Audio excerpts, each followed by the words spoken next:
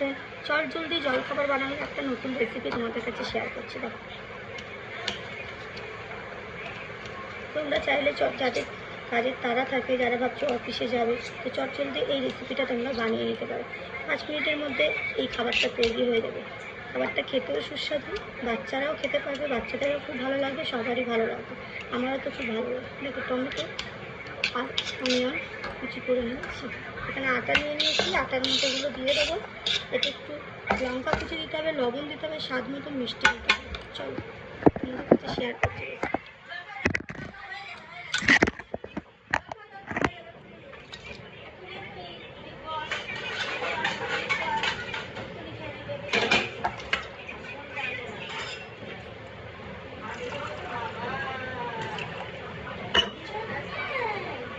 আজকে যেহেতু আমি এক জায়গায় বেরোবো, তো রুটি তরকারি বানানোর আমার কাছে সময় নেই, তো সেই জন্য এইটা আমি চটজলদি বানিয়ে নিচ্ছি।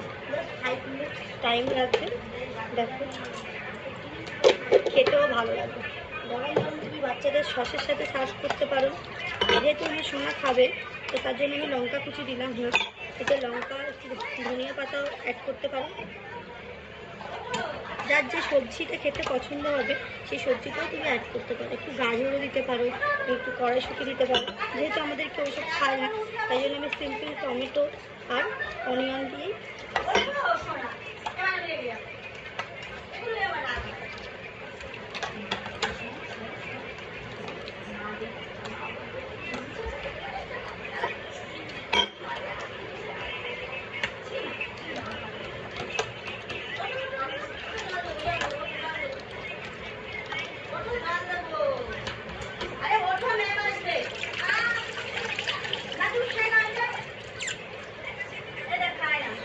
খাচ্ছে না।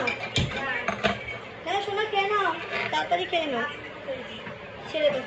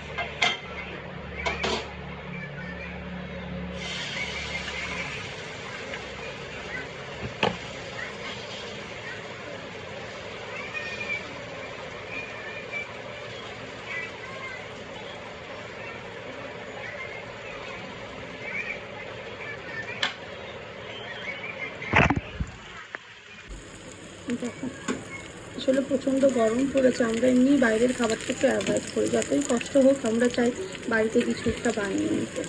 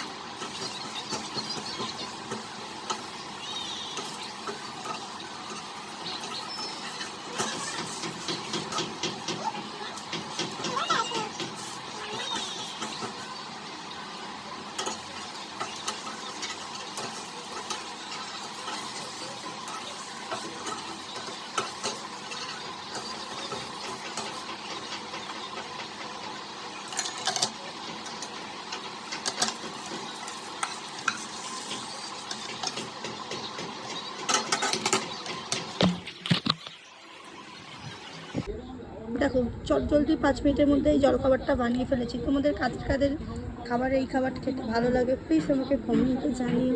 চলো টাটা, বাই বাই।